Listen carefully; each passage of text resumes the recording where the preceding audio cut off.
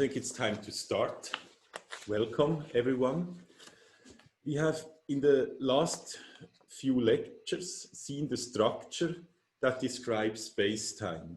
So just to recapitulate that, we have first of all said that space-time is a set of points, R4. Then we have equipped this set of points with a topological structure, which essentially says how these points are connected with each other, what are neighborhoods of a point, and so on.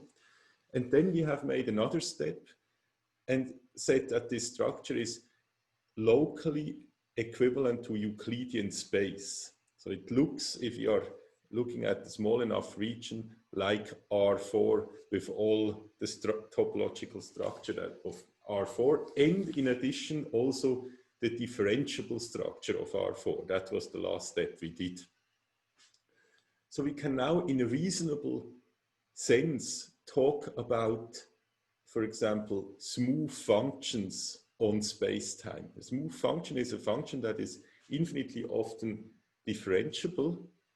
And this is defined, if you remember, by saying that the chart representation of this function is a smooth function. The chart representation of a function is at the end a function from R, from the curve parameter, to the chart, which is RD, and that has a well-defined notion of differentiability. So we use the chart to define that. Now what we started to do is to define so-called tangent spaces. And to set the stage, let me draw again the picture that we have seen already very often in many different forms. So on the left-hand side, I have always the manifold. On the right-hand side, I have the chart representation, usually of an open region of the manifold. Now we are not particularly interested in this region, so I will not draw it. But suppose that the part shown on the left-hand side is now somehow pictured in this representation on the right-hand side. Now on the left-hand side, we have things like, for example, a point P on the manifold. And of course, this point has a representation. So that's X of P, that's not P. And of course, the representation is via a chart map. So we have this map, which I may also draw here, which I call X. Now let me say something about the notation. We will, of course, apply all these tools of differential geometry to model space-time, as I said many times. And in space-time, we will have 4 dimensions. And it's, as you probably also know, 1 dimension is time, and the other 3 are space. And it's usual to denote the time dimension with the index 0.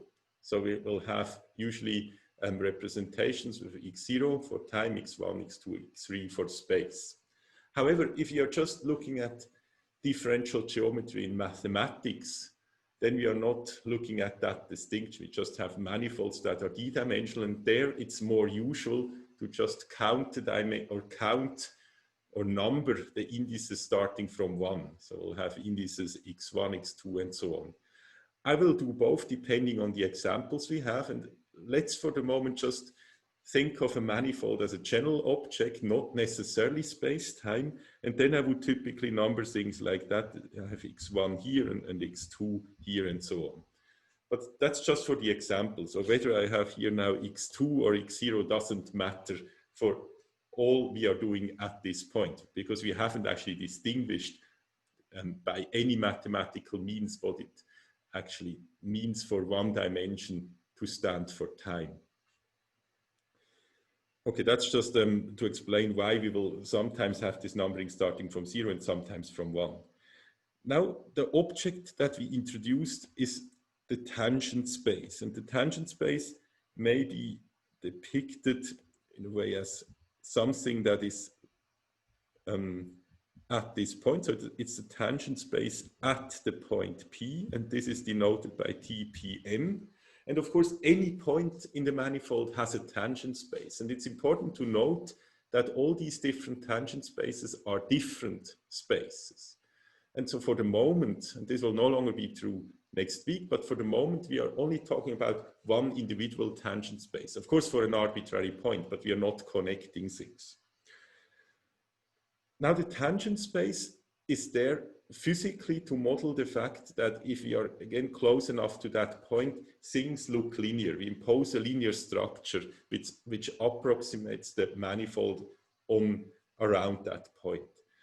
And more concretely, the reason why we have that is that we will look at curves, for example, a curve through that point, and I want to be able to talk about the direction of that curve. And the direction of a curve is if you want a vector, I mean, it will be a vector also in the mathematical sense, and this vector is an object that cannot live on the manifold itself because the manifold is not a vector space, but the direction lives in this blue space, the tangent space.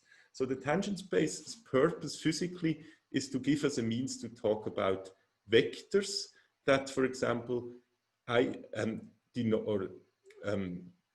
tell us what direction a curve has. And the curve on a manifold on space-time will, of course, correspond to the world line of a particle. So it tells us at any time where the particle is in space.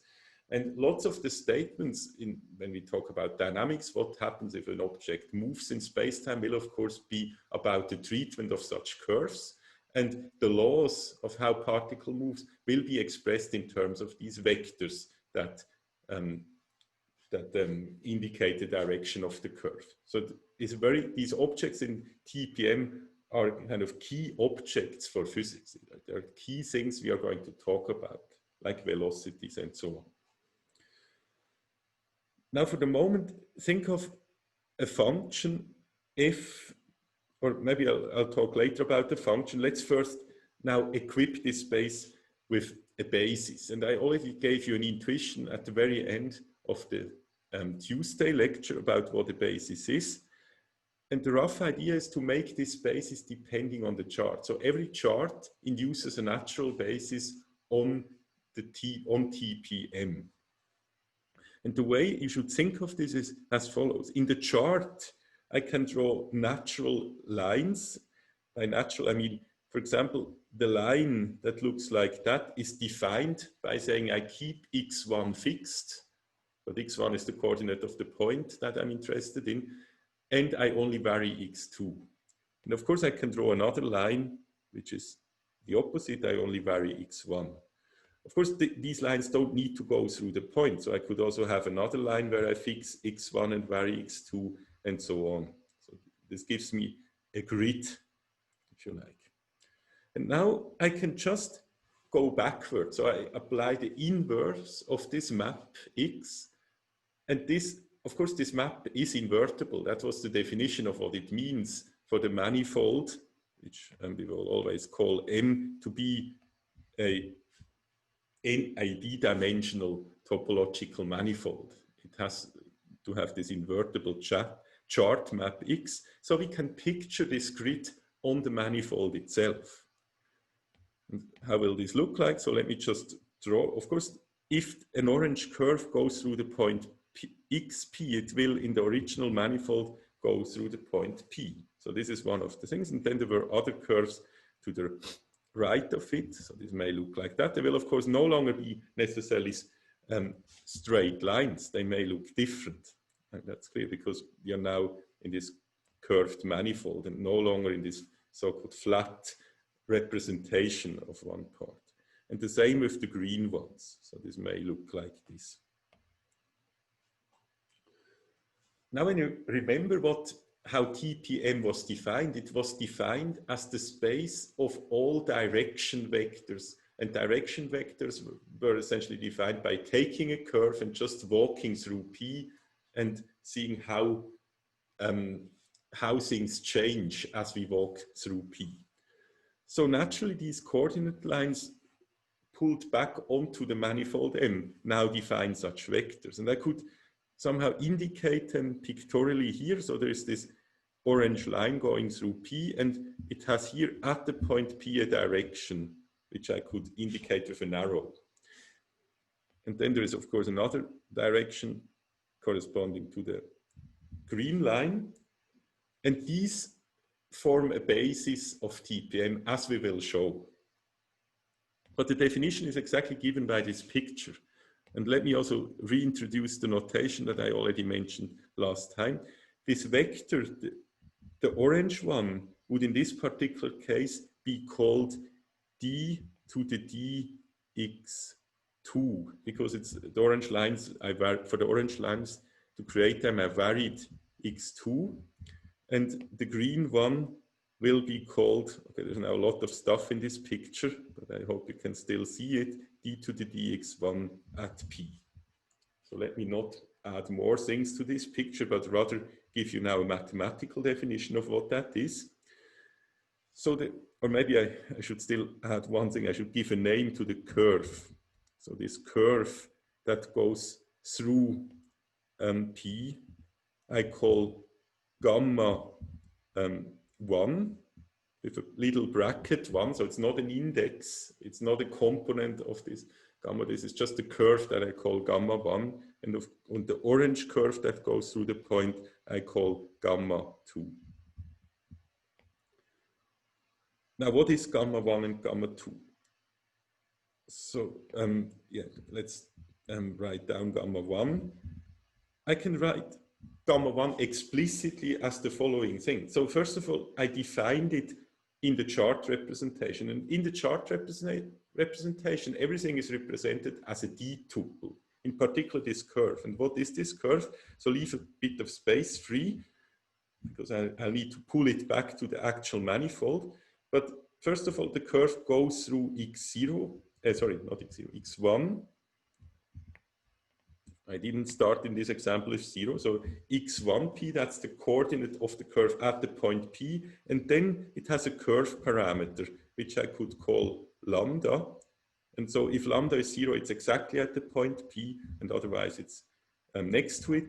And then there is another coordinate, the second coordinate, and that coordinate just stays. It doesn't depend on lambda. So I have this, in this case, it's this d-tuple is just a pair, because our example is two-dimensional. So this pair is in this bracket. And now I take this back to the manifold with the chart, with the inverse of the chart representation. And of course, the very same thing is true for the other curve, except that for the other curve, I vary the second component with some curve parameter lambda. Now I want to have a more general way to write this. And one more general possibility to write it is actually not to talk about the curve again, but again about the chart representation of the curve, or at least one coordinate.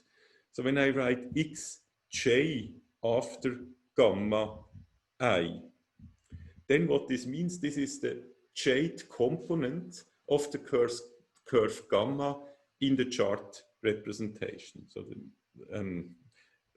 if I now evaluate that, so okay, I wanted to write here not 1 but I to be general, so it's the curve gamma I. This is now just given if you look at the whole thing by saying if I is equal to j, which I can activate by writing this delta symbol, then it has a lambda dependence, but it's anyway just the jth component of P. So that's just writing what I had here in different ways. So take the x to the left-hand side, but look at just the jth component, and then you get that expression here. So that's easy to verify. That's just a different way of writing. Okay, now comes finally the definition. Now we have prepared ourselves for the definition, and the definition of what I gave pictorially of this vector. So that's a vector. Maybe I should just indicate that here. That's part of TPM, although it looks like a derivative, but that's just the name of a vector. And the vector is defined as the vector corresponding to that curve gamma I at the point P. So remember this symbol V with gamma we always used last time to indicate the direction of the curve at the point P. Now we have different curves indicated by I. So that's what it is. So let me just to be clear, because that really causes often confusion, put this in blue and say that this blue thing means it's part of TPM, and we will of course still use in our derivations partial derivatives. But this is not a partial derivative, it's defined as a vector. And you will see the difference, I will come back to that. And you will also see why we nevertheless want to call it like that. Okay, so far the definition. Now, it's useful, of course, to somehow express the definition not in terms of such a curve. I mean, that seems to be a bit an overkill. We first have to define a curve and then look at the velocity of the curve, and that gives us finally the vector. Of course, it exactly reflects the intuition that I gave you on this picture here, but there is, on a mathematical level, a simpler expression for that. And to get that expression, I do the following. As you know, formally, the elements of the tangent space, TPN, are linear maps. I explained that last time. They are linear maps that take as an argument a function, f, and map it to a real number. So remember, let's say, intuition behind that is that this whole thing tells you that if you go along this direction, that's now a direction, and you look how the function, which is defined everywhere on the manifold, so this is an object of C infinity of the manifold, it's a function on the manifold, how this changes as you walk along this vector. Okay, so let's see what happens if we do that. We can evaluate this. So it's always good to understand what a vector does, just apply it to a function, because that's what a vector does in this whole treatment. It can be applied to functions. So first of all, we just insert the definition. The vector is this kind of direction vector of the curve gamma I at the point P. And now, okay, there's nothing happening at this point. I just inserted the definition. But now you have to remember how this thing was defined. This was defined by saying, that just captures this intuition that we walk along the curve. So we look how the function, if we evaluate the function along the curve, so we first take the curve and then evaluate the function at the point wherever we are on the curve, and now we look how it changes. So we take the derivative of this function and we evaluate this whole thing at the point where the curve passes 0. So maybe let's, for simplicity here, introduce an assumption, which I always will do. Usually I will always assume that if you have a curve gamma, then we choose the parameterization of the curve in such a way that it passes 0 at lambda equal 0. I mean, that was, okay, that's actually in this case not even an assumption, because I just chose it like that. When you look at here, this definition of the curve, exactly if lambda is equal to 0, this just corresponds to the coordinates of the point P. So for lambda equals 0, the point will pass the curve. So I evaluate this whole thing at lambda equals 0. By the way, sometimes, and let me do that here, I will also, instead of writing an argument, just write it in the following with a little vertical line and then put the 0 here. That just means the expression before is evaluated at the point 0. It means exactly the same as putting a bracket and 0, but sometimes this is very useful because we will have many brackets and it gives you a better immediate view of what happens if you put these vertical lines. So this is just a notation. That turns out to be quite useful. Now I do something that we will do very often in the following. It's always the same trick. What we do, we split the function into 2 by inserting the identity. So of course I can always insert the inverse of the chart map and the chart map itself, and nothing changes by doing this. It's just kind of dirty or nice, actually nice trick. Why is it nice? Because now I can put the brackets, I could put brackets here. Of course, the concatenation of function is associative, so I can put brackets wherever I like. And now I still haven't done anything. So by the way, the square bracket, the square doesn't mean anything. I just put the square bracket to keep track of which bracket started where and ended where. This is different from, by the way, the square bracket for indices that will be introduced in the exercise series today. And this little thing still means the derivative, and the whole thing is evaluated at 0. So I haven't done anything here, but we should notice the following. The reason why I have done this is that this object here is a function from R to Rd, and where d is the dimension of the space. By the way, I will on purpose write this towards the left, because functions always act on stuff that is on the right and give the outcome on the left. So it's kind of useful as a representation to write this like that. And this thing is a function from Rd to R. That's obvious because X is the chart representation, and the chart representation's output is Rd. So now I can explain why I did this decomposition. So the F is something more complicated than actually this, although it looks less complicated, because F is a function, I mean, more complicated, maybe complicated is the wrong word, but it's something that is harder to grasp, because F is a function on M. And the structure of M is not given by M on M, but the structure is somehow given by looking at the representation. So this thing is not a function on M, but a function on Rd. And Rd is much better understood. There we directly have the structure that we want than the manifold itself. So we somehow wrote this function now in terms of an object we understand better. Also, this thing here is something we understand well. So gamma is a function into M. But gamma concatenated with X is a function into Rd, which is somehow a nicer object, because we know how to take derivatives for Rd and so on. So that's the reason why this is always useful to do. You should always consider doing that whenever you have to evaluate such expressions where things are concatenated. Okay, now you will see very concretely why I did it. So I need to take the derivative of this function. But now we have the derivative of a composition of two functions, but these are functions in Rd.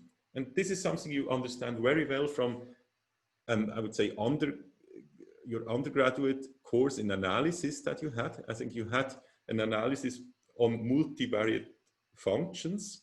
And that's exactly what we have here. These are functions of several variables, particularly that one, and we know how to derive them. That's very standard. But let me do it explicitly, because I will at the same time introduce some notation. So obviously what we have to do is to first, okay, the order actually doesn't matter, but we have to take the derivative of this function for the partial derivative for any input. The function takes d different inputs and then multiply it with the derivative here. Now I will write the derivative of a function with respect to its ith input with this little del I. In mathematics, you often write here d to the dxi, but I will not do that because I don't want to confuse it with this thing for the moment. I just write di, which is anyway actually a clean way to do it, because this function here just takes d real numbers as inputs. And I can call these real numbers that I take as inputs however I like. There's no one who forces me to call them x. But of course they are ordered, I have an index. So if I just say I take the derivative towards the ith input, this is somehow not introducing some terminology I don't need, because no one told me to use the x's as the variables. I could as well call the variables w or whatever. So in that sense, this is a very useful notation, and I will use it in the future. So this just means what I just said. So we do this, we apply that to this function. That's a well-defined thing. It's, as I said, this partial derivative. And now we have to evaluate it. Where do we have to evaluate it? We have to evaluate it at the output of this function. But this function itself is evaluated at 0. But 0, so gamma applied to 0 gives the point P. And so what we have here, the point that is fed into this function of which we took the partial derivative is x of p. Now, according to the chain rule of taking derivatives, we also have to look at this one. This is a function that produces a d-tuple. And of course, we have to look at each of these entries, xi, according to the chain rule. Now I'm just essentially writing down the chain rule. But now just see that if I do it like that, I produce a conflict of indices. So let me do the following. Let me call that first thing dj, not I, because I is already used here. And I should avoid doing the partial derivative according to this I, because this I that I have here has nothing to do with the rule for partial derivative. So I have to take the derivative here, and then of course, on the right-hand side, I have to multiply it with the jth component. Okay, so I'm now talking for a long time about something you should know, but because the notation may be new, I think it's probably worth spending that time here, because what you probably need to do to understand it is just to match it to the formalism or the notation you already know. And then you will see, oh, that's something you have already seen and actually worked with very often. Okay, so in other words, what I did here in this equality is just apply the rule of partial derivatives and the chain rule essentially. So this right-hand side has to be also evaluated still at the point 0. But now this is something we understand. What is xj concatenated with gamma I?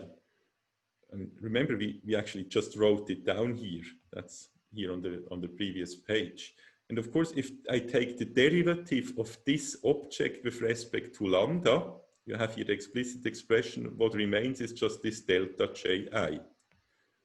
So this whole thing is just, so I mean here by the whole thing, including the derivative.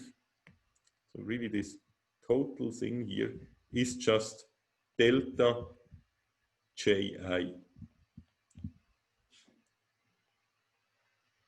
Okay, now we are almost done, because now what I can do is to just write, identify I with j. That's what the delta does. So I have here del I. Now indeed I have an I of fx to the minus 1 evaluated at x of p. Okay, now let me mark this whole result with star. And now let's remember what we actually calculated. What we calculated, if we scroll up, is we calculated this thing here. So we want to see what happens if we apply a basis vector of our tangential space TPM to a function f. And what we found is that it gives something that we can actually calculate as a partial derivative. And now you, of course, understand why the notation is chosen, but you should also see the difference. So first of all, if you look, okay, let me just for convenience write this on one line, because it's a bit hard to talk about this if everything is on different parts of the page. And this is a formula that will be used very often. So it's a formula you should really try to remember.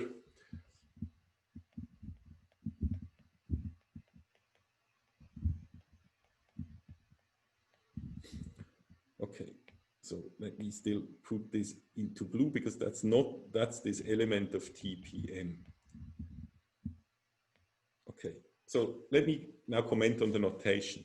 If you look at this object d to dxi, and if you would think this is just a partial derivative, you would be very wrong, because if you look at the right-hand side, the f doesn't take as input a d-tuple. So it's not, there's no meaning in saying you take the partial derivative to f. F is just a function on the manifold.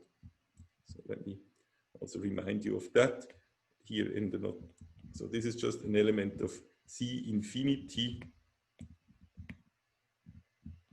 on n.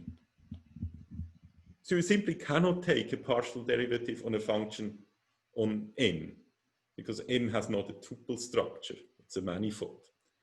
But what the object means, and now you have all the information here, so it has an x in it, so it says, to evaluate it, you need to somehow introduce a chart, and indeed this whole basis is chart dependent, and it also still has an I in it and so on, and the point P.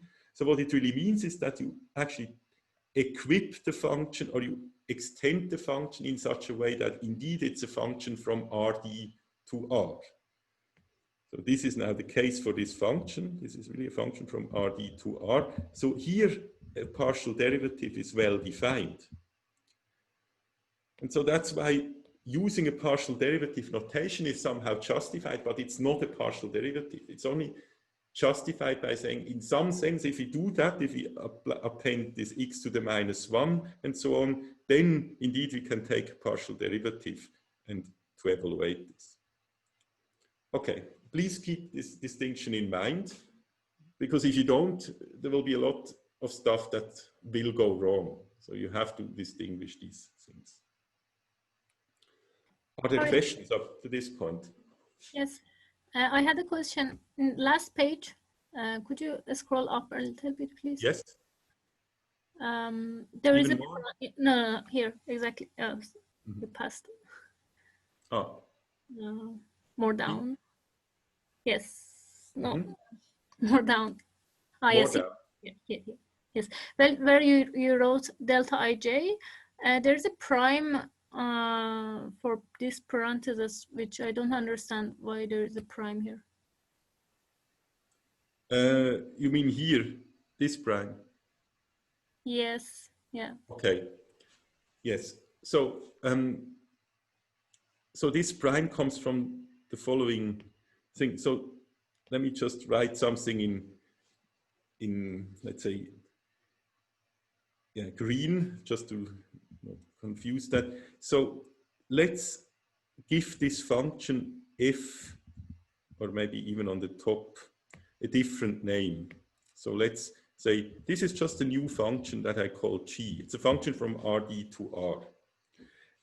This here is actually a tuple, a d-tuple of functions. I can understand it really as a d-tuple of function. Okay, I now need another name. Let's call them functions W. I think I understood. This is because the left side, like g is a function of this right side, and then you use chain, right? Yes, right. So what I have is the concatenation really of the function g and the tuple of function w1 to wd, if I gave these new names, which is the same as saying it's g evaluated for w1, and w1 is itself a function, takes the lambda. So it's something like this wd. So this would be, if I write out things in the usual way, as you know it in analysis, I would get this thing. If you now take the derivative of this to lambda, which is what this little prime means, then what you do is you first take the derivative of g, the partial derivative of g with respect to the i's argument, that's this thing, and then you still take the i's argument, which is wi of lambda, which is this, and take still the derivative of that. Yes. Does this answer your question? Thank you. Okay. Thanks a lot for asking. It's indeed, I think, this match that I mentioned that you should make to your analysis course, and maybe it can indeed be done by just giving different names to these objects. Just call this W and then do exactly what I did here. And then you will see that this is actually all stuff you know. There is nothing new. It's just now applied in this new context. Now comes a claim, and this will be a central claim. It's somehow, of course, usually in physics you could say, let's just believe that it's so intuitive that we don't even need to prove it. And the intuitive claim is the following. If I look at all these basis vectors that we defined now, or all these vectors, then they form indeed a basis. So I just, of course, have d of them because I have d coordinates. And the claim is these are a basis for TPM.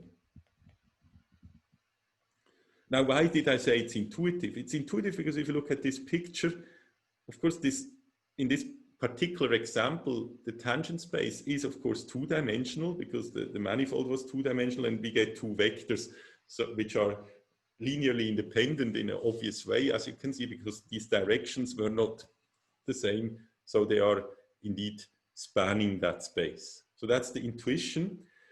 Now I still want to, in this case, actually show the proof. So by the way, all the proofs that I think are relevant or necessary are in the lecture notes, but some proofs I really want to show here for different reasons. And one reason, the reason I want to show this proof is not because the proof is particularly complicated or anything, but it shows you or illustrates how you now work with these objects. So instead of just giving an example of taking derivatives of adding vectors, I just do this proof, and you should learn by following the steps in the proof how we deal with these new objects that we introduced. Now, of course, you know well that in order to show that some set of vectors is a basis of a vector space, we first of all need to show that it spans the vector space. So I call this just span here. So this is the first part of the proof. And then we will, of course, also have to show that they are linearly independent. And that will be a second step, which, by the way, will be very simple. So let us now, so to say that it spans the space, let us take an arbitrary vector v in TPM. By the way, in the lecture notes, I always called these vectors capital X, but I realized after last lecture that my capital X and small x's are not well distinguishable in handwriting. In the lecture notes, this is not a problem, so let me call them here just V, but they are nothing different from the X in the lecture notes. Okay. Now, there's a collection of things, of tricks that repeatedly occur. And some of them have already occurred. And one thing you should note is if I want to say anything about the vector, I told you already, just apply it to a function. Because that's, again, what vectors do. So take the V, apply to a function f, and see what happens. Now, we cannot do much if it's just a vector, or if we know nothing about the vector. But of course, by definition, we know that the vector V can always be seen as a direction V of a curve. So we just say, let's take this vector to be the vector along a curve gamma at the point P. I mean, that must be the case according to what I explained to you on Tuesday, because the whole tangent space is exactly defined by the set of all vectors for any curve gamma. And then we know what this vector does. So that's now just the definition of what the velocity vector does. I will not explain it again, I just did it before. And now comes again the usual trick. By the usual trick, I mean this thing. I introduce the x to the -1, bracket it here, put another x here, and put the gamma here. And now I've again achieved exactly what I want, namely that I can take the derivative. And now you should also see that things are a bit repetitive, because now taking the derivative of that means I can take the partial derivative of one of the expressions, let's say the first one, which is this. This is a function on RD, so the partial derivative is well defined. And then I need to multiply it. First of all, I need to ask myself where to evaluate it. I should also have done this here. So at the point 0, the implicit assumption is curves are always parameterized such that gamma 0 is P. So I evaluate this at x of P for the reasons that I showed you already above. And then I have to take the derivative of the second thing of each component. So these are, remember, these are d components because x has d components. So I take each of the components of this expression and take the derivative of that. By the way, in principle, one step you need to do in order to see the connection to analysis is to say that whether I write the I here or outside doesn't matter, because I can say I just evaluate the ith component after applying gamma, or I apply the whole tuple and then take out the ith component. So that doesn't matter. So if you didn't even understand what I now was saying, then it's probably for you so clear that you didn't even notice that difference. But anyway, this I can write, and I also have to say where this is, this right-hand side is evaluated, and this clearly has to be evaluated again at the point 0. I mean, this is just for lambda equals 0, where the thing passes the point. Now notice that this is just a number. It's a okay, not only this, the whole thing, including if I evaluate that, it's the ith component, the derivative of the ith component at the point when the curve passes the point P. And this is some number, and I just can give a definition or define this number to be called Vi. And so let me note here that it's a number. Was there a question? No, there's a request that could you scroll the right board? Ah, yes. Sorry for forgetting that. Okay. So now I just introduced Vi. The reason why I call it Vi is that, as we will see in the next line, it's just actually more or less the component if I write the vector in this particular basis. Because now what I can do, and okay, now we actually use this claim here that I think I already marked with a star, but I copied it again. So this is our famous expression. What does dx do? But now we apply it in the opposite direction. So look at this. This is exactly actually what we have down there. So if you look at this expression here, it's exactly that. Oops, it's a mistake. It's exactly that thing. So we can just replace it by this. So in other words, we can just, or in other words, this is not a word, in other formulas, we can write this as d okay. Yeah, maybe it's more elegant if I also change the order. This Vi is just a number, so I can also do this multiplication before and then take care of this part here, which, as I said, is identical to that. So I write it in this order. This is now d to the dxip, according to the definition, applied to f. Now what we have proved is that this V applied to f is the same as this thing, and this is true for all f. So f was arbitrary. Maybe I should have written here for all f. This is true. So I can just drop the argument and say what we have actually proved is that the vector V can be written as this sum here. So again, this is now a coefficient, and this is a basis vector, ppm. Or actually, we have now two. We are about to prove that it's a basis, but it's a vector in any case. So what we have shown now is that any vector v, an arbitrary vector v, can be written as a sum with coefficients, some coefficients of the basis vectors, of those we want to be the basis vectors. So we have concluded the first part of the proof. Now the second part is that they should be linearly independent. So what we need to show is that if I have any such vector, so if I take any linear combination of these vectors, this is now an arbitrary linear combination of these vectors, and if this is 0, then what we need to show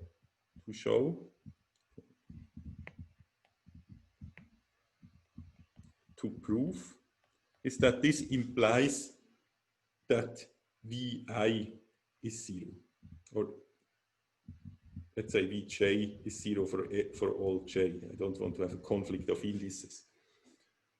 That's what independence means. In order to do that, I'll just evaluate it. So this is also a very simple calculation, but again, it will involve some typical things that we will repeatedly use. So I just start with the left-hand side of this implication that we want to show, but I write it in the other order. So that's what is given here.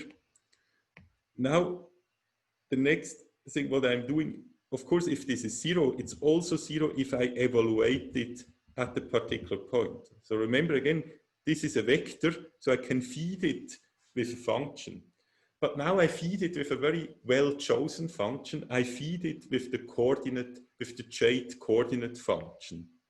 So what is that? I put here an xj. Xj, what is xj? Xj is just the function that assigns to any point P the value, the jth coordinate value it has in the chart, according to the chart X.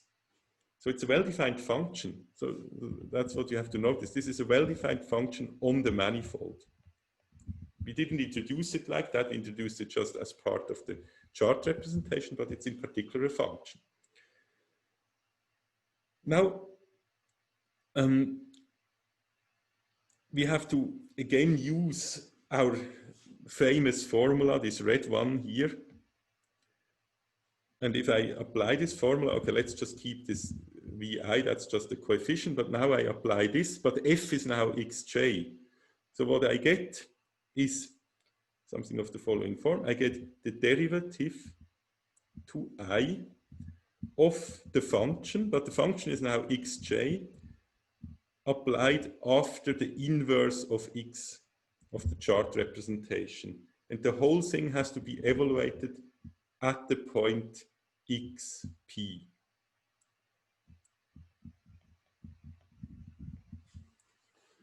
Okay. Now, what is this object here of which you need to take the partial derivative? This is actually a very simple object. This object is essentially just, I mean, okay, maybe you should see it in this diagram on the top. I mean, it looks complicated. It goes to the left and then to the right, but it goes with the same function again to the right. So essentially, if there wasn't an index here, j, this would just be the identity. But because there is this index j here, what it means, it just takes out the jth component of the tuple here on the right-hand side. So it takes the RD tuple that specifies a point and just takes the jth component. So clearly, if I take now the derivative of this to the ith component, I just get the delta function. So maybe I can immediately even say that. That's just the delta function of ji. It's simply the derivative of the function that just takes out, so selects that component out. So, and of course, wherever I evaluate this delta, this doesn't matter, so this is irrelevant here. So what I got is now Vj. I can identify I with j, and this concludes the proof, because we have now shown that Vj is 0, and we could have done that for any j, and this is exactly what we wanted to prove. So we have now, in this case, more or less rigorously proved that indeed this is a valid basis. And I think this is also now a very good point in time to make a break. And because after the break, we will start with a new section, which may look for some people a bit more scary, but I hope it will not be. It's the cotangent space. So far, we talked about the tangent space. We were in section 3.3, and the next section will be the cotangent space. But you already know what a covector space is. We did that, or the dual vector space. So it will, the cotangent space will essentially just be the dual vector space of the tangent space. But of course, we will have to understand why this is important and what property it has. And that we will do starting at 1. So let's now have that break. As usual, I will be here during the break to take any questions you may have, or also comments. Hello? Yes, hi. Could you please explain why the delta ji appears again? Here, just in the thing I did here, you were referring to that delta ji. Yes, exactly. Because it's not the same delta ji that we had here. Okay, so for that, it's useful to just look at first this object here. So let's again give a name to that object. Let's call it, it's kind of a function that picks out something. So let's call it, okay, p is not good, we already used it. It's something we haven't used, r. So let's call this function rj. So rj, what is rj? Rj is a function that must take inputs from rd, because of course the inverse of the chart transition is a function that goes from this space here to the left, so it takes inputs from rd. So we know rj is a function that takes rd, and the output will be one component, the jth component. So this is just r. So I can see it as a function like that. Now we can ask ourselves, what does this function do? so the function takes as input something that lives in this space. As I said, what lives in this space, I can just say, let's call them take some components, x1 to xd. Now what does it do with these components?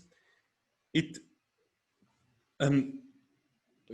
does it in a complicated way, but it does something very simple. It takes whatever, I mean, these components correspond to some point. Let's suppose it was the red point here. Now x to the -1 will just map this point back to the p we have here. And so then we have applied this, and now we apply xj. So xj again goes onto the right-hand side, but just tells us what is the jth component of the point. And of course, the jth component of the point is the jth entry of this original thing. So what the function does, it will output here just xj. Okay, so that's the function rj. Okay. Now, what happens if I take the derivative of this function with respect to the i's input? Then obviously, if I is different from j, nothing happens. But if I is equal to j, it just gives 1. That's why we have this delta function. Does this answer your question? Yes, yes. Thank you so much. Okay. You're welcome. Thanks for the question. Yes. Okay, are there further questions?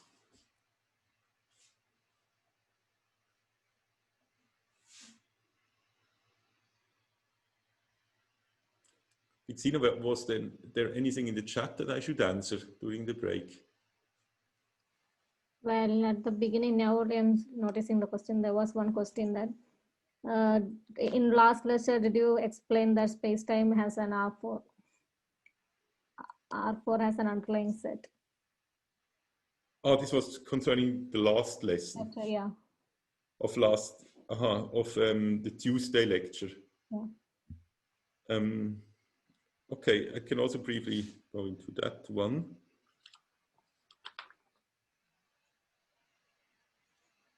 Okay, yes. So what was the question about? Well, in last lecture, did he explain the space-time has an R4 as an underlying set? Okay, let's briefly check.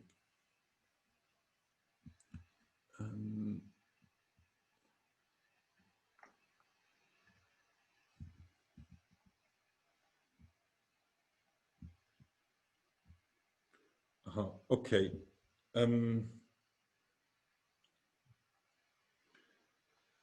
Yeah, let's see.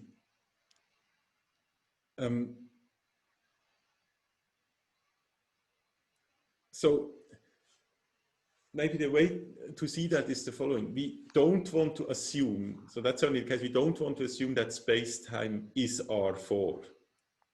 So that assumption is completely dropped. However, what we of course can still do, and what is physically well justified, is to say that if we do experiments in a small enough lab, and small enough now is the same small enough as when we talked about the equivalence principle. It's kind of a lab which is so small that also, for example, gravity effects and so on don't play a role. Then we still have the properties, then we have still usual physics. And usual physics means like electrodynamics as we learned it in the electrodynamics course, or even classical mechanics as you learned it in general mechanics. And okay, not quantum mechanics, by the way, because that is not yet integrated in GR, but we have the usual physics locally. And this usual physics still talks about R4. I cannot even phrase what electrodynamics tells me without introducing R4. So if we want to somehow make the claim, which is experimentally justified, that locally physics, or even before talking about space-time, we first of all want to make the claim that locally the world is such that it's correctly described by the usual theories we have, like electrodynamics. Then this forces us to say that locally things look like four-dimensional space-time, because that was the space-time structure that was assumed to phrase the theory of electrodynamics. So in that sense, the weaker notion we replace, so usually in the, let's say, old view, we just had this assumption that space-time is R4, and now it's replaced by saying it's only locally has the structure of R4. And I think this is, of course, that's the key restriction. So it sounds like, oh, you still require R4, but the difference between requiring it globally and locally is enormous. It's exactly this degree of freedom that opens, that allows us to treat gravity. And now on the mathematical side, this talking locally about R4 is exactly captured by saying this black thing we have here in the picture, the manifold itself, M, is not the R4. But the fact that it's locally R4 corresponds mathematically to the fact that TPM is a four-dimensional vector space. And the four-dimensional vector space is, of course, has exactly the structure of when we're talking in R4 as a vector space, or if we take R4 as a vector space, it's isomorphic, in other words, to the usual, let's say, Euclidean vector space are defined in R4. And so, yes, in this sense, one should really maybe put emphasis on this word local. It's locally R4. I hope this answers the question.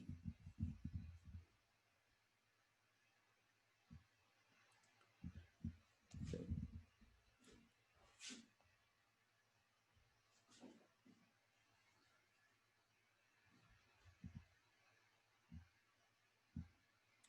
There is also, I think, another question about TP. M is canonically isomorphic to M. Okay, TPM and M are mathematically very different objects. TPM is a vector space and the M is a topological manifold. So I don't think we can say that it's isomorphic, but of course the intuition is exactly that it's locally isomorphic in the sense that the manifold is exactly defined as an object that locally has this structure. But I think, let's say, this statement that is made in the chat that TPM is canonically isomorphic to N is in a way a physically, captures the physical intuition locally, but mathematically this would not be a true claim, and that's why we have to do all this work. We have to somehow start with the manifold, which doesn't have at all a vector space structure, and now reintroduce it. And note that we introduce the vector space structure not by just imposing from the outside by hand that it's a vector space. The only assumptions that actually went into the whole thing was that the manifold is differentiable. I mean, I didn't now repeat this assumption in the derivations, because I said last time that from now on, or from last time on, whenever we have functions on the manifold or also on R or Rd, we will assume that they are differentiable and even infinitely often differentiable. So we talk about smooth functions. And this was the only assumption. Based on this assumption, we constructed the vector space. So this was not an additional assumption that came in.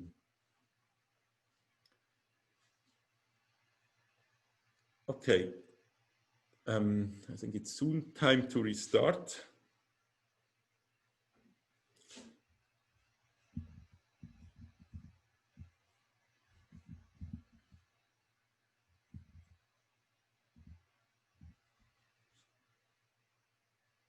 Okay, so I will then continue with the chapter on cotangent spaces. And the definition is exactly what I told you before the break in words, but let me write it down.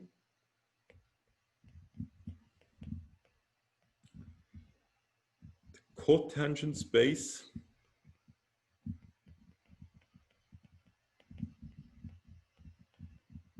of M. And it's again defined, of course, at the point P of M, at point P, which is an arbitrary point of M. Okay, so what is defined is really this word here.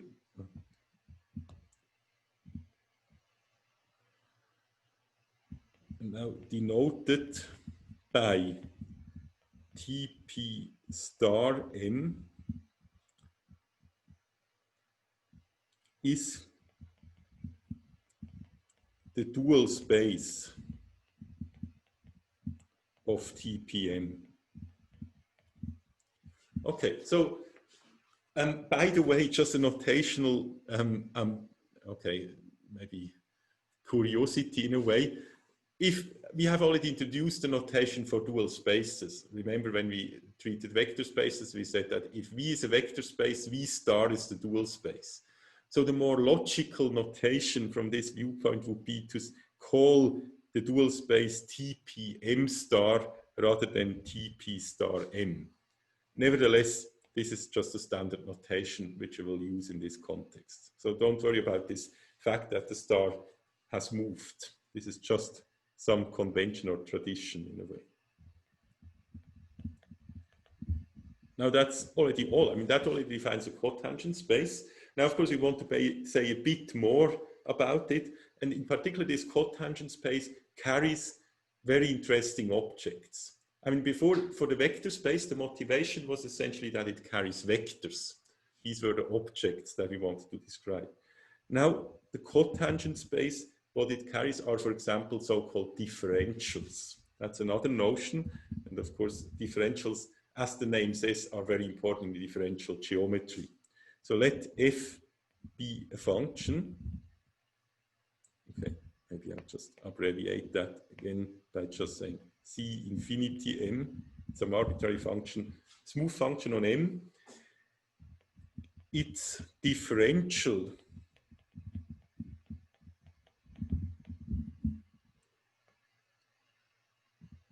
which is denoted by df, is defined as. So now you see many objects that you have already seen in analysis in a slightly different context. Of course, when you did an integration, usually the measure was something like df. And the reason why we call this thing now also df has again to do with the fact that it's of course related to the notions where you have already seen it, but to be safe, or for the moment, it's maybe useful if you just forget about the fact that you already know what this D meant. Okay, it's not clear what you would actually associate to it, because this D also occurs in derivatives. But maybe for the moment, it's easiest if you just forget the fact that this D can have another meaning. Just think of it as you take a function f and define a new object out of it.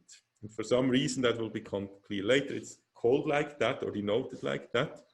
And what is this new object?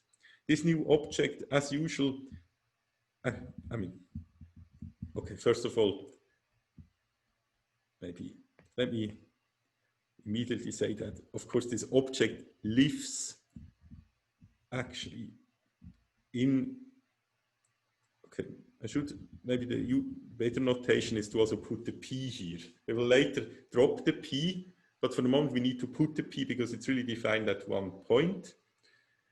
So this object is, of course, now exactly an object in this new space. And now I need to say what it does. So dfp, because it lives in the dual space of TPM, is itself a linear function, namely a linear function which takes an object from TPM and maps it into R.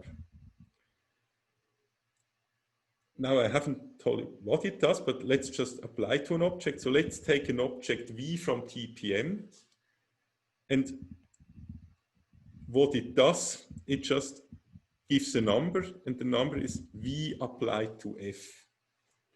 Okay, so this may be, again, something slightly surprising if you see it at the first time, because here linear functions occur on different levels. So note, first of all, that a vector, as we define it, so an element of this space is itself a function. That was the whole point. So a vector eats a function and spits out the real number. And now df is itself a function on TPM. So it's a linear function that takes as input a vector which is itself a linear function. But what it does is actually something very simple. It just takes this input which is itself a function says that, because you are yourself a function, I just apply this thing to something, namely to f, and this gives me a real number. So maybe if you ask yourself, what's the simplest way to get a map from TPM to R if you are somehow given a function f and you want to define some natural object, then the most natural thing to do is to say, just feed this function f into v and you get a real number. Okay, that's not a good explanation. That's just maybe good for memorizing what this whole thing does, but that's indeed what it does. So the differential is this function that does exactly that. Now we will later in the course see a lot of stuff that will give us some intuition about what this df indeed does. But maybe very roughly speaking, you can see df as the object which tells you, as you see, it takes as input the vector, and what comes out is somehow how much does the function f change when you walk along this vector v. That's the idea. So a differential, in other words, is something which, so a differential of a function contains exactly the information about the change of the function when you walk in any direction that you like. And that's why this object itself has to take an input, namely the direction you like, and then it tells you how much the function changes. But how much the function changes when you walk along a direction was exactly the idea behind the definition of vectors themselves. That's why it's so easy to define this as just v applied to f. Okay, this could all be a bit confusing if you see it for the first time, but take your time to kind of digest all that, because once, I can really assure you, once you have digested these things and always have these pictures in mind of walking along, for example, a curve and seeing how things change. And really, this takes time. You really have to sit down and look at this and stare at that and think about it. But once you have done that, you will see that this all makes a lot of sense and is extremely natural. It's not artificial at all. It may now appear as artificial, but it's extremely natural, and it exactly captures what we want to later capture in physics. Because in physics, this is indeed a measurable thing. We have a function, and which may be, for example, let's suppose, now for a non-GR example, the function could just be the function defined on space-time, which at any point in space-time tells us what is the temperature at that point in space-time.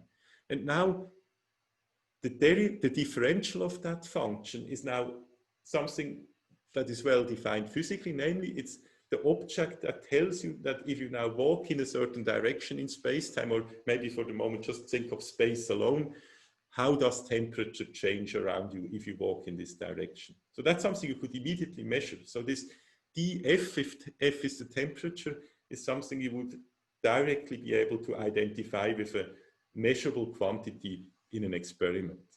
So it's not as abstract as it sounds at this point. But to see that connection, it takes some time. And of course, this course hopefully will help you getting that intuition and seeing these things. And may I ask a question?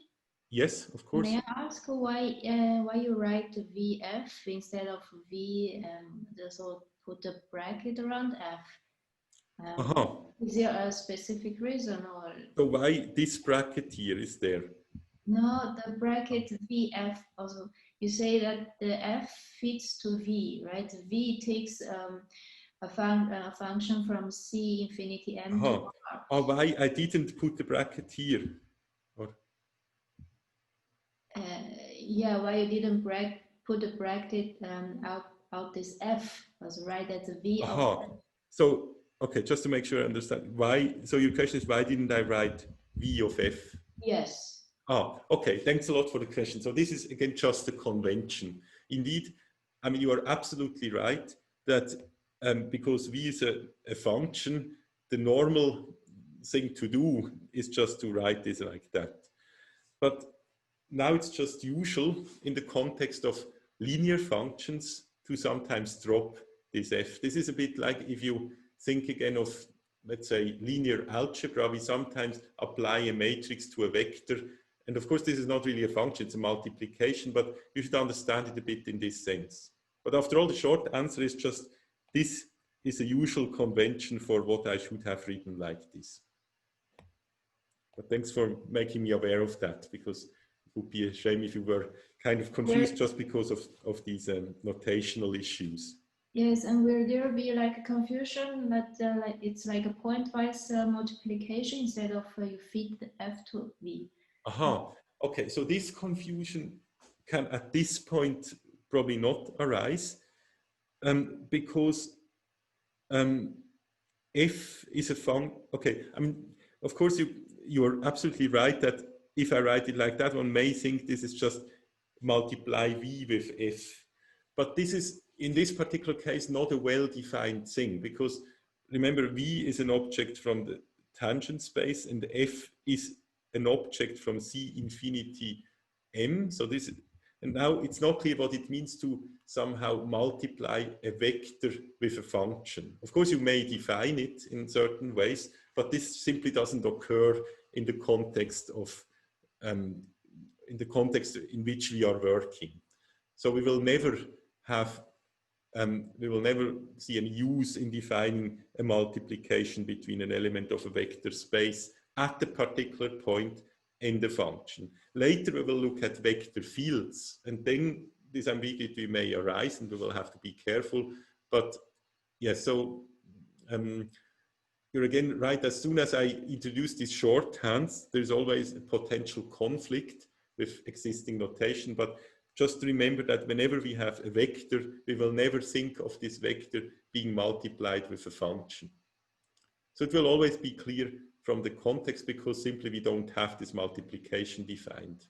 That's, by the way, generally some advice that may help if you have expressions which can become quite long, like okay, this was now another particularly long one, but already here, it's actually can be confusing. What do you apply first? Because we have this vi, but vi is now a real number. So for a real number, the multiplication is defined. But then we have this dxip. This is now a vector. It takes as an argument this. So here we I still put the brackets. And I could have dropped it now according to the convention, but it's always good to write like I did it here.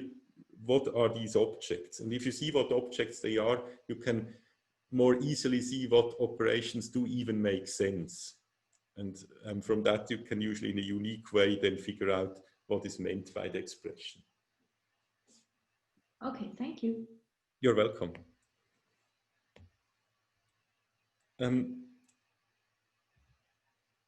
Yes, now I think we defined the differential. Now I will make another last remark about cotangent spaces, and then we're already ready to move on to something different. So of course we also want to equip this space with a basis. And here I just first of all write down this claim. Maybe I call it a claim. The basis of TP star M is obtained, or a basis. I mean, of course, there are many bases of this space, by taking the differentials of the coordinate functions.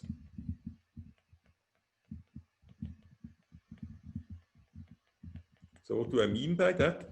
F here was just an arbitrary function, but like before, a particular function on the manifold is the coordinate function xi. So what that means is I take d of x1, for example, or any of the coordinates, and this gives me d different differentials. So each of these is an element of TP star M.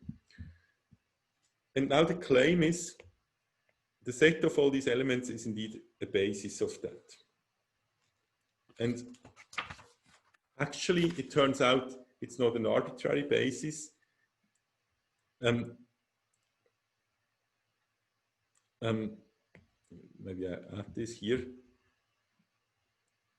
Maybe just as a, in fact, it's the dual basis to the basis we already defined, namely the basis of the vector space TP. And of course, that was this basis. So both are coordinate dependent, obviously, but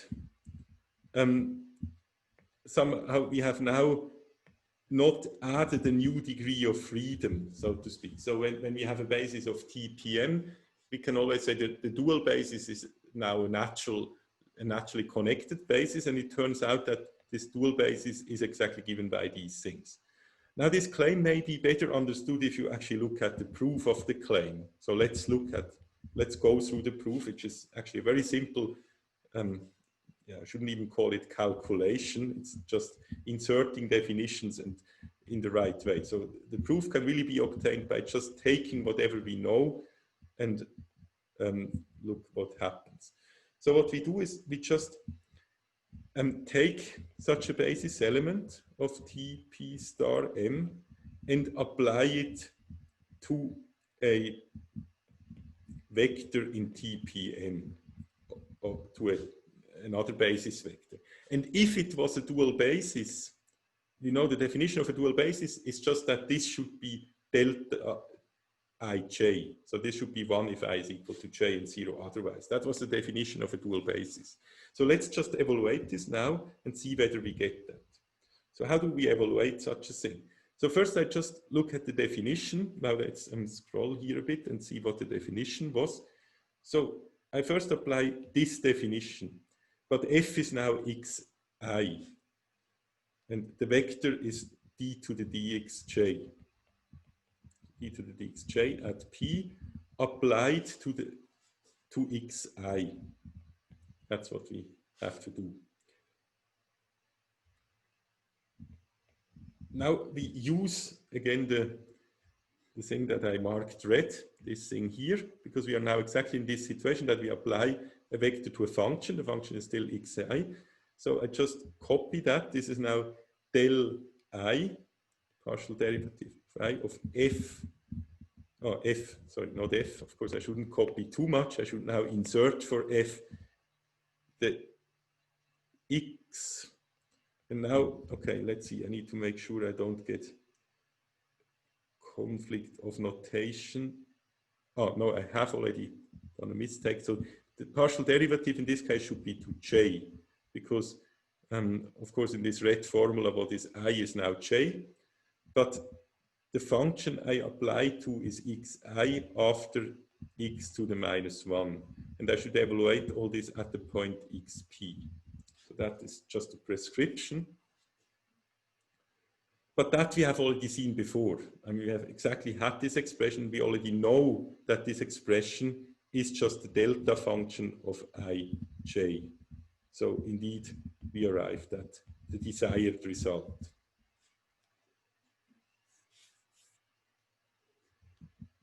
Okay, I think that's now all. Now, if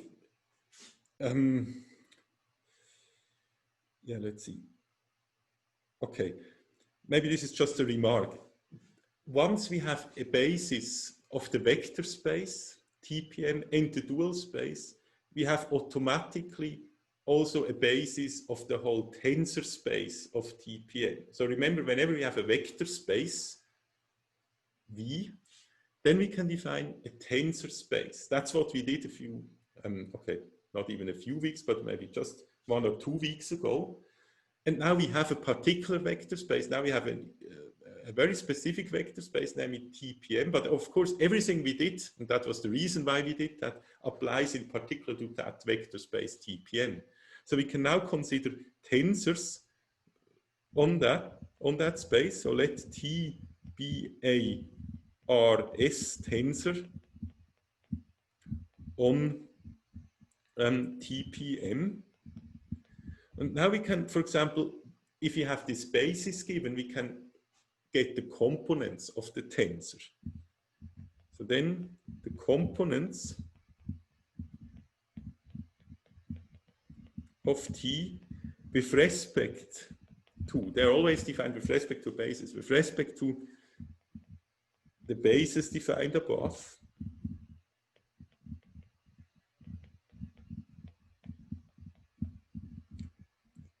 R, and now remember what they were. So this is just the formula for the coefficients. We have R indices upstairs, and we have S indices downstairs.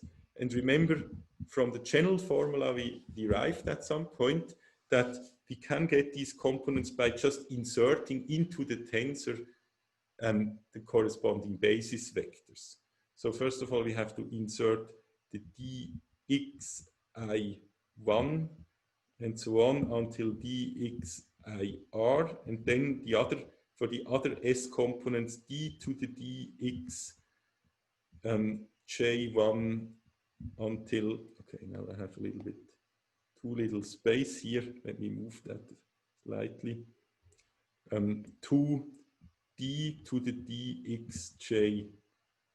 And of course, all these things should always be bracketed and at the point P. I will just indicate that here a bit.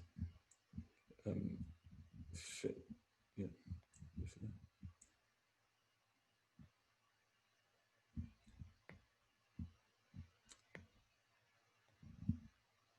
Okay, so that's it. That's the tensor. I hope you can read it. It's all written, of course, in the lecture notes in a very well printed fashion. So in case my notes are not readable, please have a look there. Okay, that's it for the, let's say, basic definitions. But now there's an obvious question that arises. I told you often that in physics we will look at different chart representations, and now the components of the objects, so the tensors, I emphasized that many times, tensors will be the key objects. A tensor will tell us how curved space-time is, in which direction things move, how strong a field is on the manifold. But we will look at these things with respect to different observers, and the different observers have used different coordinates, or with respect, an observer usually defines a coordinate system, and it will be crucial to transition between the different views of the different observers, and that's done by the chart transition maps. We go from one chart to the other. But if you go to another chart, then of course we also have different bases. So if I have one chart, oops, that was not intended. So let me maybe draw that briefly. Or let me first write a new title, because everything we will now do will be about these transitions, and they will be, of course, result in basis transformations. So if we have this manifold, the manifold is the same for everyone. This is not observer dependent, but then we have one observer who charts it with some chart map X, and another one who charts it with a chart map Y.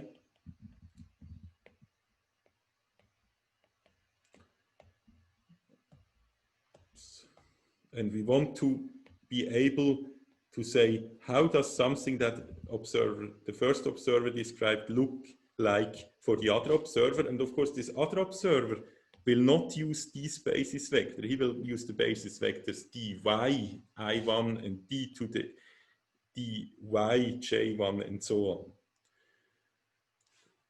So if one, I mean, essentially the physical question is the following. If someone says the velocity I see has these and these coordinates, 1 to the right and 2 up and so on, how should I describe it with respect to your coordinate system? For that, we need a transition from here to here, but not only of the objects in the manifold, the points, but also of the objects that live in the tangent spaces. So if you go from here to here, this also induces a transformation of the tangent spaces, and for that we need to do the following. So the goal is therefore to express the basis vectors of one person, for example, the guy who used the Y basis, in terms of the other basis.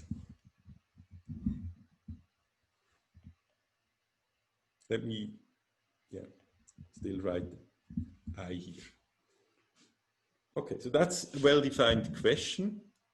And of course, it will solve exactly that problem, because once we know how these basis vector transform, we automatically also know how the dual vectors transform, or the vectors of the dual basis, so the covector spaces. And then we also know how all the components of the tensor transform, because we just need to know how these arguments of the tensor transform.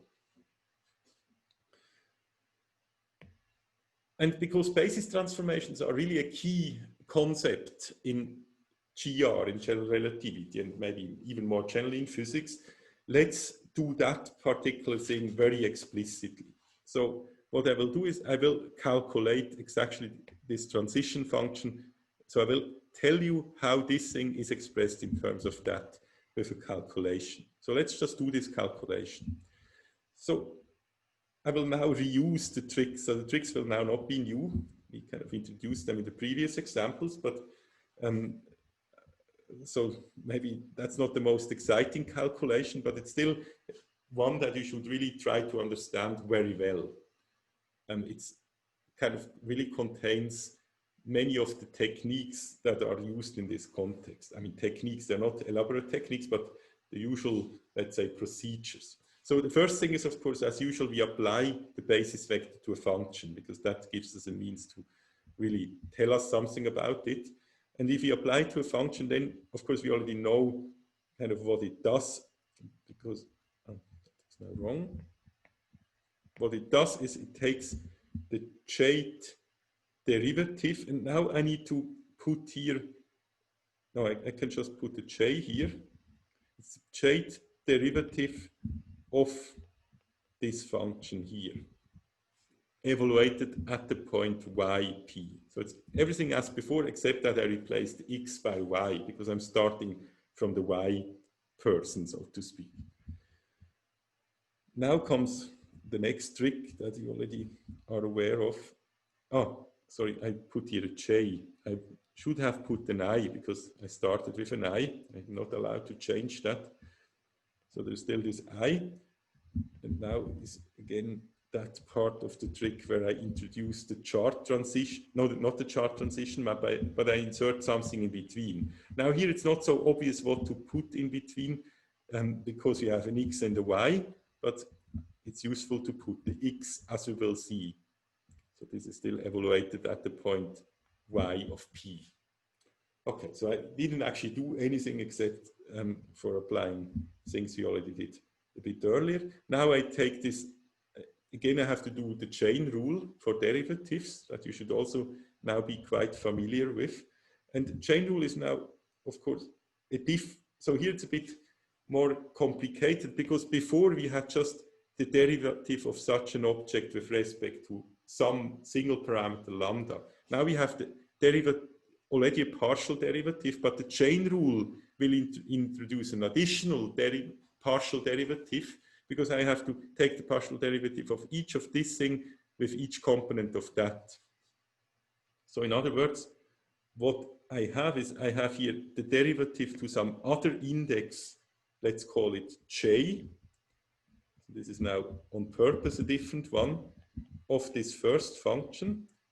And then I have to take the inner derivative. This is still according to the first variable we wanted to derive it, to do the i's of x y minus 1. And now let's again write down where these things are evaluated. So this is now just a multiplication between the two terms, by the way. So where is this term here evaluated? This term is evaluated, let's see, the whole thing is evaluated on y of p, but then I take the y to the minus 1 and x. So once I'm here, I'm at x of p. So therefore this term is evaluated at x of p, and the other term here is still evaluated at y of p. And I multiply these two terms. Now I just do the stuff backwards.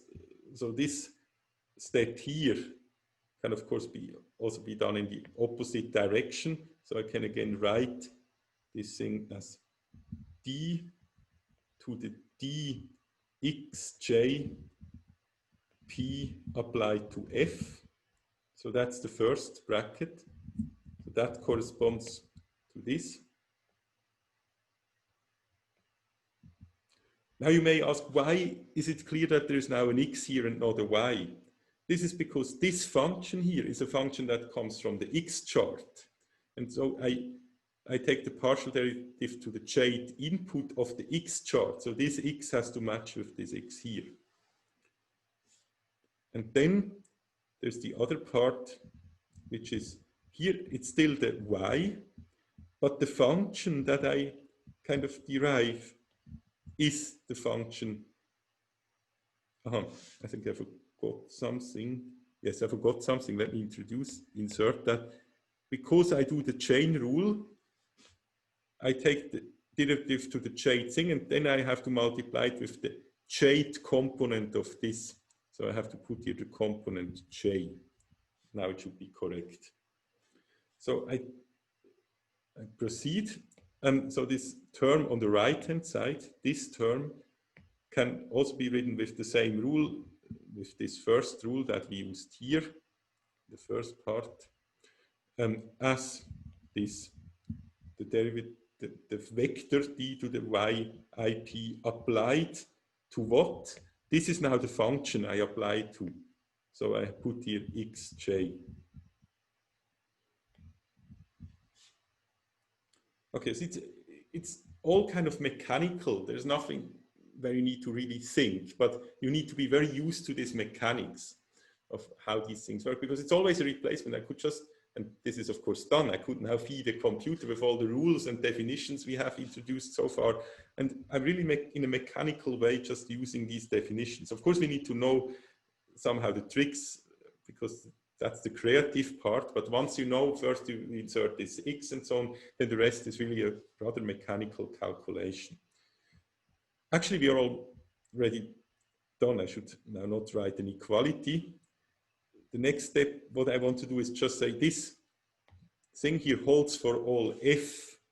Therefore, we can write the following. We can therefore write that the thing that is applied to f, which is this vector here, what we found is that it can be expressed in terms of something which is a coefficient. Actually, this thing is a number. Why is it a number? Because it's a vector applied to a function. This gives a number. And the convention here is to give this number a different name, namely dxj to dyi t. This is just a convention. That's not something we derived. I just call this number like that. But you have to remember it's a real number. So this is, maybe I put that down here. It's an element of R. And because it's a real number, I can also write it here in front. I can just write it dxj dyi t.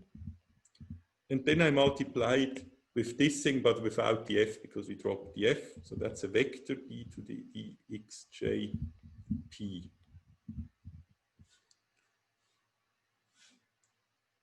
Okay, so if you look at the thing, we now have exactly achieved what we desired to achieve, because that's the new basis element of TPM, that was the old basis element of TPM, and that's what we earlier called, in the vector case, the lambdas.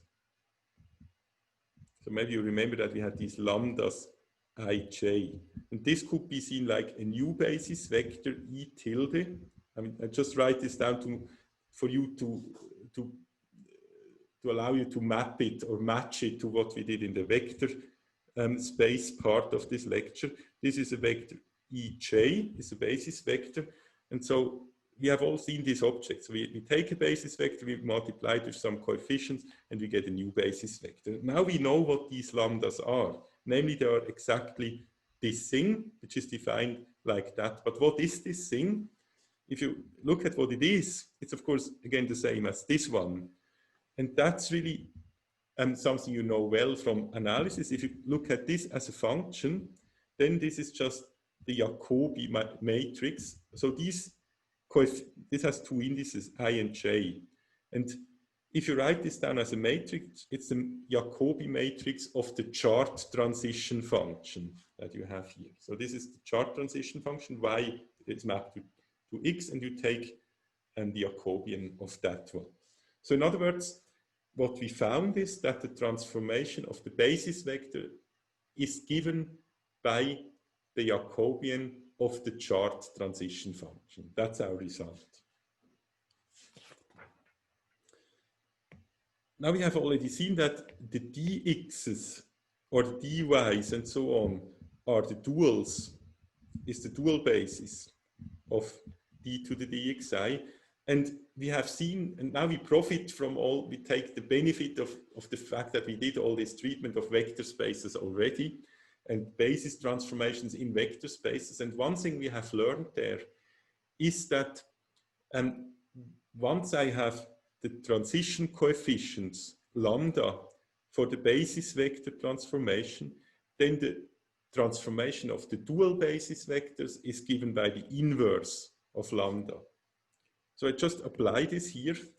So if these are the dual vectors, so therefore they need to transform like the inverse of that, but the inverse of the Jacobian matrix is just the kind of the thing where I exchange x and y. So what I get is this expression here.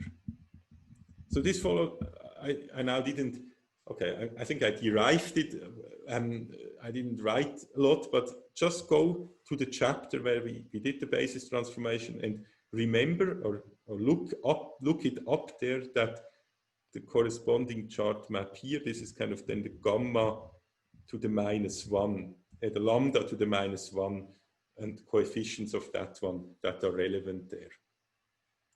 So these are coefficients of the inverse.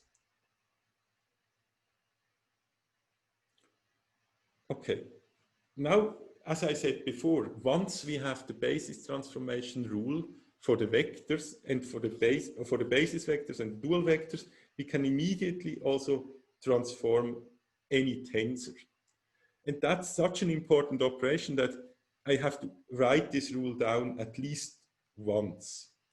Because this is something, this is kind of the daily work of a general relativist. He will probably do all the time basis transformations. And probably nowadays he will not do it by hand, but of course you need to know what's going on. So we now know the basis or the transformation of the components of an arbitrary, let's say, RS tensor. Let's call it again T on TPN. And these will be our main objects. That's why we need to understand them so well. So we will always talk about RS tensors. R will be usually between 0 and 2, and S will usually be between 0 and maybe 3 or so. So they're not larger numbers. But these are the objects that correspond to physical quantities. And we will therefore need to know how to transform them. Now it follows immediately from what we have now derived that if I want to know the components of the tensor, let me down the components, so they have this form N1 to Ns. And now I need to somewhere remember with respect to which basis. So I will put here a little y. So this y is not a property of the tensor. This is just a property of the components of the tensor. Now you have to remember that the components of a tensor, unlike the tensor itself, are basis dependent, obviously, but otherwise you wouldn't need to transform them. So the basis transformation is now given exactly by the ones of the individual components. So we have also seen that in the part on vectors, that the tensor transforms like the contravariant parts of the tensor. These things transform like these, like the dual vectors, and the covariant parts here transform like the vectors. Because, of course, these have indices down and the others have indices up. That's a way to remember that. Okay, so therefore, I just have to transform all of them. And the whole transformation will, as we have seen earlier, just be a product of all the transformation matrices. And let me do it for once explicitly. So the M components will transform according to this matrix, which has now some new index, let's say I1, and so on. So this is true for all the M's. So here is MR, and then maybe DX, a new index IR at P. And then the product continues, so that's not, we are not yet done. Now we have to transform the covariant components. So this is DXJ1 to the DX N1. So I introduce the new index J here, over which it will sum. And then, of course, this goes up to S. So this is probably a bit boring to write down, but I decided to write it down just due to its importance. And then, of course, we still have to multiply it with the components in the old basis, and I indicate this with a little x, I1 to IR, J1 to JS. Okay, but now we have achieved our goal. Now we can have a description. So maybe you should again have this picture here in mind that I had initially. We have this tangent space, and on this tangent space we have many objects who will live there, like vectors, and they really live there without a component. I mean, they're just there, and the components are not defined at this point. But then we represent everything in terms of a chart, and this chart will induce a natural basis for TPM. So we will use this basis typically to tell people what these objects are. We give the explicit components, and now we have the rule for how these things change when we switch to another chart and via a chart transition function. Okay, that's it for that. Yeah, so we're almost done time-wise. It's now a good time maybe to ask questions if you have any.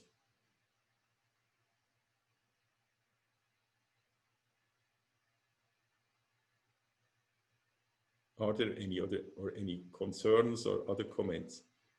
If not, I will give you already an introduction to the next section, which is the so-called push forward and pull back.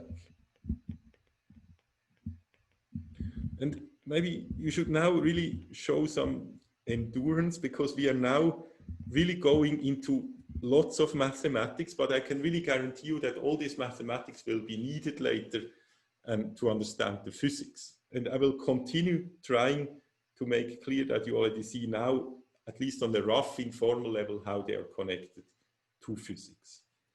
Now, what is the push forward in these terms? So we will talk about two different manifolds. And when I talk about two different manifolds, you could imagine that one may be just embedded in the other later. So for example, a curve in a manifold is itself a manifold, just a one-dimensional one. And everything we are now treating in this new chapter 3.6 would in particular therefore apply if you see one manifold, for example, just as the curve and the other as the one you're really interested in, or something could be a submanifold. For example, you look at the submanifold of only space within space-time. So the submanifold would be three-dimensional, namely only space, and the total manifold four-dimensional. So, but most generally, we will look at just two manifolds, which don't need to be, one doesn't need to be the submanifold of another, but we will mostly apply it in that way, and we'll then look how we can map things from one to the other. And again, we will look at stuff like paths, like physically we will have world lines on a manifold, maybe passing through a certain point P. And of course, this point has an equivalent in N, namely phi of P. And there's another curve there. By the way, this treatment will also be important to understand diffeomorphisms. I told you that physically, if two manifolds are diffeomorphic, this means they are physically equivalent. And diffeomorphic means there is such a map phi, which is invertible in both directions. And that's another reason why we need to understand these things. Now, the question that arises is the following. If we have an element in the tangent space here, for example, the direction of this vector here, of the direction of this curve at this point P, we can ask, what is there a natural thing that lives in the corresponding tangent space to this point? And of course, there is a natural thing. I can say, oh, this curve here has, of course, an image here in N. So there is another vector defined here, namely just the direction of that new curve. Okay, now it happens to look very similar, but of course, it doesn't need to be the same direction. And that is a new object that lives in a different tangent space, because this object here on the top lives in TPM, whereas this object here lives in T phi of Pn. It's a completely different space. Nevertheless, they are connected in a natural way, because they are connected in the way where, say, if this vector describes the direction of the curve, and if I now map the curve to the other side, what is now the direction in this new thing? And that's exactly what the push forward does. So what we will define next time, mathematically, again, this was now just the introduction, is the object that tells us how is the vector, the original vector in TPM related to that one. And this object will be called phi star, and this is called push forward. And as you can imagine from the terminology, pullback will be, of course, something that moves objects back from here to here. Okay, I think that's all for today. It's a natural place to stop here. We will continue quite a bit with differential geometry, at least for 2 weeks, I think. So please complain, however, if you lose the connection or the motivation to physics, to understand physics, because at the end we really do all that for the only purpose to understand the physics of space-time. And this may not always be obvious, but we need a very precise language to talk about space-time in order to really understand what's going on. And actually a lot of the insights that came from general relativity and also the development of general relativity was actually difficult because all these mathematical concepts were not around.